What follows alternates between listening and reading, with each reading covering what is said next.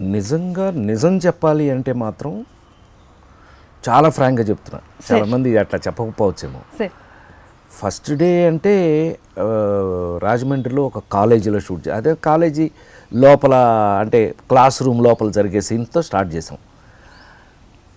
Very frankly speaking ఏంటయ్యానంటే film ఇన్స్టిట్యూట్లో gold medal తీసుకొచ్చిన ఆ విపరీతమైన ఇంత చేసేయాలనే తాపత్రయం. బాపు గారు పైగా ఆల్రెడీ అసలు ఆయన అద్భుతమైనటువంటి మహాదర్శకులు, వాళ్ళు ఎంత గొప్పవాడు బాపు గారు డైరెక్షను, ఇషాన్ ఆర్య అని ఇండియా లెవెల్లో కెమెరామెన్, ఇవన్నీ అందరూ ఉన్నారంటే నేను నిజంగా చెప్తున్నాను కంగారులోనే సగం అయిపోయింది. Very frankly speaking. అప్పుడు మనం ఇది ప్లాన్ చేసి చేద్దాం, ఇది అలా పెర్ఫామ్ చేద్దాం అంత సీన్ లేదు. అది చెప్పింది చేసేసి బయటకు వచ్చేటప్పటికే మనకి పాస్ అయ్యాం. అమ్మయ్య పాస్ అయ్యారా బాబు. సో 4.5 డికేడ్స్లో 1977 నుంచి ఇప్పుడు 2020 అలా వైకుంఠపురంలో వరకు different types of artist in and around ఎన్నో చేంజెస్ వచ్చినాయి. డిజిటల్ మీడియా కానీ లేకపోతే ఎవ్రీథింగ్ టెక్నాలజీ కానీ. సో ఏమేమి చాలా తేడాలు మీరు గమనించారు? అసలు టు బి వెరీ ఫ్రాంక్, సినిమాలోనే ఫిల్మ్స్లో ఫిల్మ్ పోయింది, ఫిల్మ్స్లో ఫిల్మ్ వాడలేదు కదా, డిజిటల్ అయిపోయింది కదా మొత్తం. అంతకుముందు సినిమా అంటే ఇట్లా పెట్టి డబ్బాలు ఒక 32-33 డబ్బాలు మోసుకొని వెళ్ళేవాళ్ళం సరదాకి. అన్ని పనుల్లోనూ ఎంటర్ అయ్యేవాడిని నేను. నాకు అదొక సరదా, నేర్చుకోవడం సరదా అన్నీ అని. ఎడిటింగ్ రూమ్కి ఇట్లా డబ్బాలు మోసుకెళ్ళేవాళ్ళం. ఇప్పుడు మొత్తం 400 కోట్ల సినిమా, 300 కోట్ల సినిమా కూడా ఇంతే అయిపోయింది. ఏమంటే చిప్పు మొత్తం సినిమా ఇంత అయిపోయింది. Cinema has become so small. So మార్పులు అనంటే కనుక నా పరంగా చెప్పాలి అనంటే నాకు అది అదృష్టంగా నేను భావిస్తూ ఉంటా. ఎందుకనంటే మిచెల్ కెమెరా అని ఉండేది, ఇంత పెద్ద మన మాయాబజార్లు ఇవన్నీ తీసిన సినిమా కెమెరాలు ఇంత పెట్టి వస్తే ఇట్లా కెమెరా మూవ్ అవుతుంది. ఒక దాంట్లోంచి ఒక స్ట్రైట్గా వ్యూ ఫైండర్ కనపడదు, పక్కన వ్యూ ఫైండర్ వేరేగా ఉంటుంది, ఫ్రేమ్ వేరేగా ఉంటుంది. అందులో చూసి మూసి ఈ ఫ్రేమ్ని వీళ్ళు ఆ కెమెరా దగ్గర నుంచి ఇదిగో ఇప్పుడు వీళ్ళు తీస్తున్నారు 7D 5D ఈ కెమెరాల వరకు కూడా 5Dలు ఈ కెమెరాలు వచ్చేసినాయి కదా. అంటే ఏంటి, ఆ స్టిల్ తీసేస్తున్నారు, దాంతోనే సినిమా కూడా తీసేస్తున్నారు.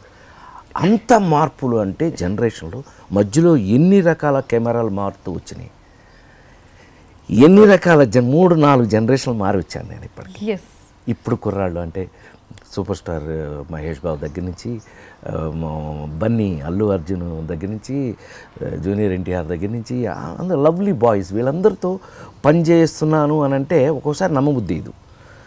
ఎక్కడ స్టార్ట్ అయ్యాం మేము, కృష్ణ గారు, శోభన్ బాబు గారు, రామారావు, నాగేశ్వరరావు గారు, రామారావు గారితో దగ్గర నుంచి కృష్ణ, శోభన్ బాబు గారితో మరీ ఎక్కువ అన్నయ్య వాళ్ళిద్దరితో మరీ ఎక్కువ చేశాను. ఆ జనరేషన్ నుంచి ఇప్పుడు ఈ జనరేషన్ వరకు నెక్స్ట్ జనరేషన్స్ మారుతూ వీళ్ళందరితోనూ కూడా నేను బాగానే అడ్జస్ట్ అయ్యానని ఓబీబీ వరకు నమ్మొచ్చును. బోల్డన్ని మార్పులు, కెమెరాలు మారినాయి, ఆర్టిస్టులు పెర్ఫార్మెన్సెస్ మారినాయి. టు బీ వెరీ ఫ్రాంక్, ముందు రోజుల్లో ఏరా అంటే ఏరా అని ఉండేది. ఇప్పుడు అసలు ఎంత అయిపోయినాయి, ఇక్కడికి వచ్చేసి కెమెరా ఇక్కడ పెట్టి ఎంత సెన్సిటివ్ అయిపోయిందంటే ఏరా అనే పరిస్థితికి వచ్చాం. అంటే మార్పు, జనరేషన్ మార్పులు, అన్ని రకాల మార్పులు వచ్చినాయి. బట్ ఇంకా ఇక్కడ ఉండడానికి కారణం మాత్రం నేను జనరేషన్ మార్పుకి నేను వాళ్ళ తగినట్టుగా నేను అడాప్ట్ అవటమని నేను అనుకుంటున్నాను. సో ఒక సెరమిక్ ఇంజనీరింగ్ స్టూడెంట్గా కాలేజ్ డేస్ ఇప్పుడు మీ క్లాస్మేట్స్ ఏమంటున్నారు? నాకున్న ప్రాబ్లం ఏంటంటే యాక్చువల్గా గూడూరులో సెరమిక్ ఇంజనీరింగ్ చదివాను నేను.